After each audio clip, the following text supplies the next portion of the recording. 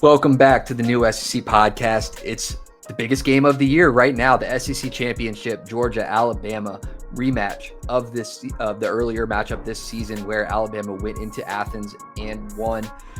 Crazy games this weekend for these two teams. Alabama pulling out a one-score game against Auburn. Georgia with a close one with Georgia Tech, closer than they probably thought it would be. Now they're here.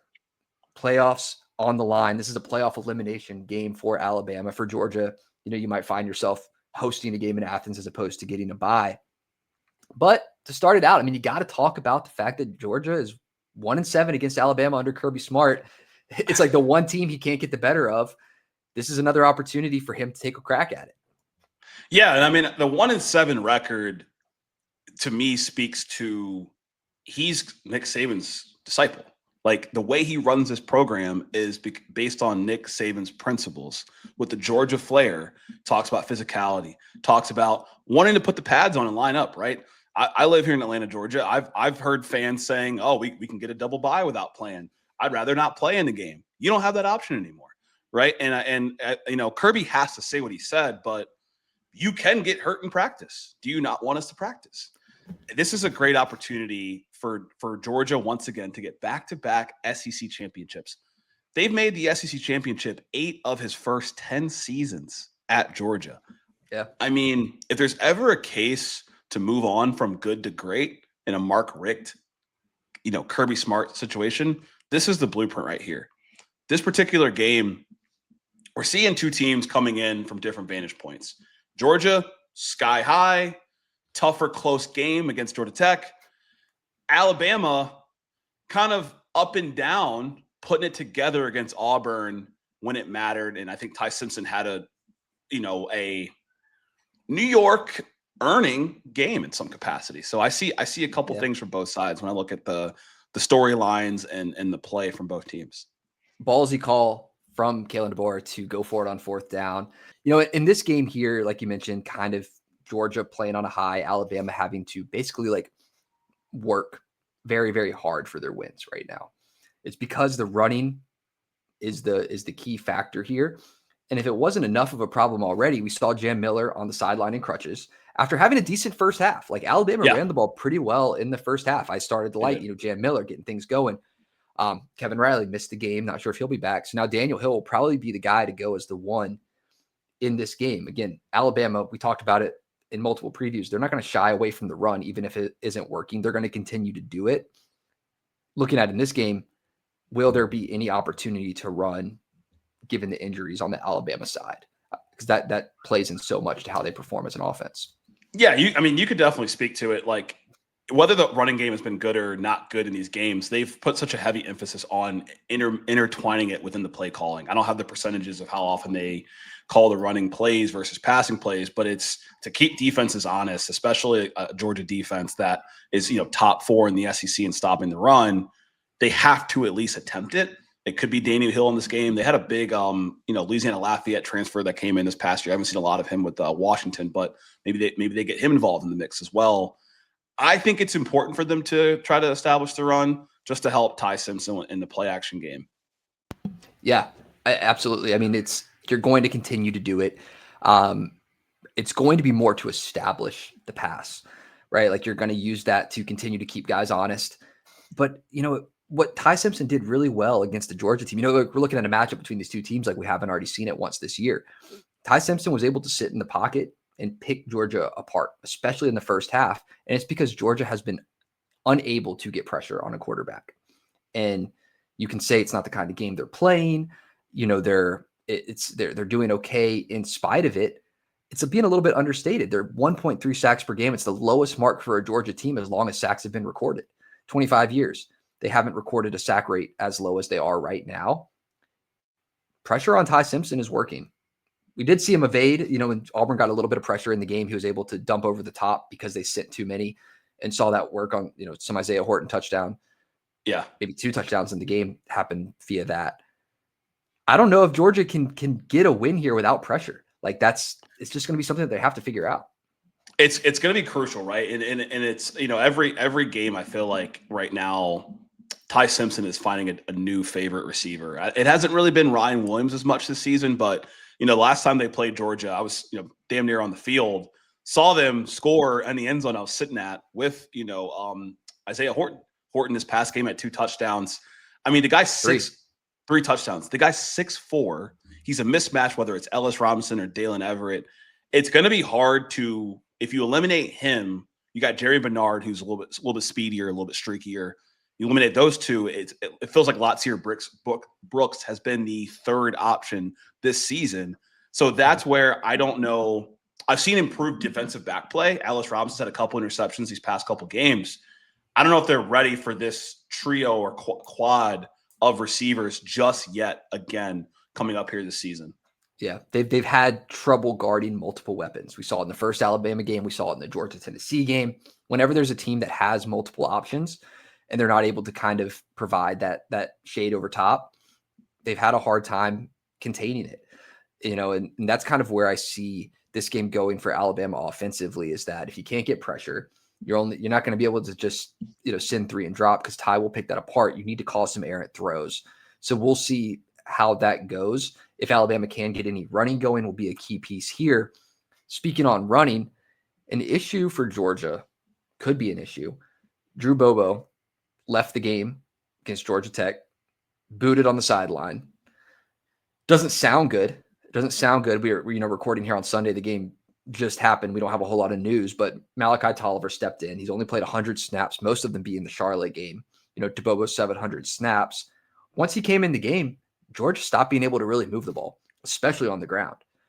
It not having your center is a huge factor should that happen in this game. Yeah, your center is kind of like your middle linebacker on the defense, right? They you know, the quarterback calls the plays. The center is the commander of the offensive line typically, and you know, Drew Bobo is obviously related to the offensive coordinator in this case with Bobo at the OC position. Kirby was quoted, and I'm paraphrasing. You know, next man up, right? You get hurt in practice, it's next man up. We saw it in the SEC championship last year when it came to Gunnar Stockton coming in, but it's not a point you can't ignore. We saw the data points against a Georgia Tech team that struggles to stop the run. So it's not like that's what they do well. This Alabama defense has not been the greatest at stopping the run. They kind of allowed Ashton Daniels to have over 105 rushing yards in that game. So you got a guy like Stockton who can run the ball. This offensive line will be something to look at, especially from the center position.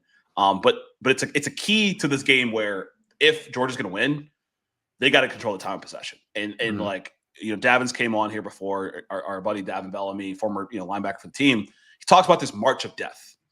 Georgia, when they do win games, they kind of wear you down. Bowens, Stockton, Dink and Dunk, Lucky, Delp. It's like, it's not even that they're just super explosive. They wear you down psychologically. Yeah. And then you're back on the field where you feel like you have to score because you just watched them hold the ball for 8-9 minutes. And we saw Alabama do it against Auburn as well, right? We saw a 9-minute drive, but like, I think that's the type of game that Georgia's going to try to play in this game, because they know you keep giving Alabama possessions, that's more chances for them to score. In the physical or the mental game, the demoralizing side of it, if you are getting thrown on all game, that's one thing. There's nothing more frustrating than just getting run on over and over and over and over and being unable to stop it. Right now, Georgia, 41.5 attempts per game on the ground. That's the 5th most for Power 4 teams. So to your point, they are putting the ball on the ground, opting to use multiple running backs, Frazier, Bowens. And like you said, Stockton, he's kind of come into his own as a runner, especially since this game. If you look back at the Alabama-Georgia game earlier this season, he only ran the ball 3 times, only 2 of those designed. Since that game, he's averaging 8.5 carries per game, a lot more designed runs. Like you said, Ashton Daniels, I mean, it took him 23 carries to get to that 108 marker. Yeah. He had some good runs, though, in that game, so I'll give him some credit there. If Stockton can get the legs going, something that we didn't see in the first Alabama-Georgia matchup, that could be the defining X factor of this game, is his legs, because we didn't see it the first time, but it would have played a huge impact if he had got out a few times. Definitely plays a huge role. And you know, both these teams offensively have similar similar kind of stats when it comes to two major categories: points per game and red zone percentage. Alabama right now, 20th in the country when it comes to scoring in the red zone, 91.1%. 21st is Georgia, 90.91%. You look at the hot when it comes to scoring points per game, Alabama's 26th, Georgia's 22nd. Both these teams can score. It's going to come down to what the defenses can do to prevent scoring in the red zone. Can you force a field goal? And that was the determining factor when they played in Athens. That 4th and 2 play, you decide to go for it. Red zone defense is going to determine how this game goes. Yeah. And we've seen, Alabama get some key takeaways in the red zone as the season goes on. We've also seen them offensively when they get down there having some troubles with the field goal unit. So that's maybe part of why they opted to go on 4th and 2 down there, because it's like, if we kick it, there's no guarantee we make it, even though it's a 20-some yarder. So with that, red zone, very, very important. Alabama obviously going to get most of what they do in the air. Georgia right now allowing a 61% completion percentage. My last question for you: which unit on defense do you think is most important in this game for Alabama? We saw Saab make big plays. We saw Bray Hubbard make a big interception. I think redshirt junior. Which unit do you think is it Tim Keenan in this defensive line? Is it Overton in these linebackers, D tackles? Is it the defensive back room with Saab and Bray Hubbard? I'm looking at the safeties. I mean, even more specifically in that defensive back room, I'm looking at the safeties because of the importance that they've had in the run stop as Alabama's gotten better as the season's gone on in run stop. The plays break out. It happens. But the way that Alabama's been able to crash these two safeties down in and be able to use them in the run stop, I mean, they're drastically improved on tackling. Bray Hubbard able to punch the ball out here and there. Deontay Lawson from the linebacker position getting a key one, against Auburn. I'm looking at the Alabama safeties and how they provide that run stop, because we've seen the Alabama DBs be able to cover in one-on-one pretty well. Dijon Lee, they've done a great job in one-on-one coverage to where you have more flexibility to use your safeties to stop a Chauncey Bowens. Don't let those runs break out outside like they did in the first matchup. Bowens had a great game. That's what I'm looking at in this game is kind of my key for Alabama, is what does Bray Hubbard do in this game? He's a game breaker when he has a good game. So I want to see what he does in the run stop, especially. So final predictions in this game from you. So I think right now, I mean, I can't pick Kirby Smart against Alabama. Just can't do it. I mean, it's a proven thing now, beating the team twice. We've seen that be the time that he did beat Alabama is when it was a second matchup in the same season. Alabama 24, Georgia 20. I think that they get it done. Both these teams make the playoffs, and we can talk more about what that means, but I got Alabama in this one. Okay. Oh, look, this game is always so entertaining. 1.5 point spread. It always comes down to the wire. Like I said, went to the game in Athens this year, so that was a fun one to see just as a neutral fan. It's in Atlanta this year. I think Kirby gets over the hump. He's got a different moxie this year. I was telling my girl, he's kind of talking that cash shit this year. So I'm going to take them in this game 27-24. Okay. I mean, close games. I mean, it's going to be a tale of second half adjustments with what Kirby Smart can do. If Alabama doesn't have this thing locked up by half, or have the lead by half, I'm not sure that Georgia is going to give them the opportunity to get back in it after half. So that's what I'm looking at in this game, playoff conversation here. With a close loss, Georgia's likely hosting a playoff game in Athens. With a win, we'll obviously have a bye. Alabama with a loss, per ESPN All-State playoff predictor, 82% chance to make it. With a loss. With a win, we'll probably host a game in Tuscaloosa. Hey, the odds speak for themselves. And so it's my last thoughts on it are, we can project what we think is going to happen. I focus on just winning the game. You want to punch your ticket, win the SEC. If you lose, then we let the committee decide. I mean, I watched Hunter Yurachek hit the 6-7 last week, so I don't know what they're going to do. Don't put your faith in their hands. Odds-wise, I don't want to put my faith in their hands. Odds-wise, I think I know if Georgia loses, they'll make the playoffs. I feel pretty confident in that. If Bama loses, then it's a resume comparison between BYU, between whatever happens in the ACC, whatever happens with all these other teams, and now it's more of a discussion. So we'll see. Yeah. I would want to put my odds in what's happening on the field. But yeah, I mean, we'll see. We'll see what happens here. It's a huge game. It's one of the biggest matchups between conference champions. this week. I think the Big 12 one has huge playoff implications. The Big 10 one, not so much. But ACC, it's their only way in right now, unless you see Miami kind of coming in from behind. But this is a shot for Virginia. We have a video breaking out all of the other playoff or conference championships as well. So be sure to check that out. Any final thoughts before we get out here? This game happening 4 p.m. on Saturday. I like it. I like that time slot too. But any thoughts before we get out of here?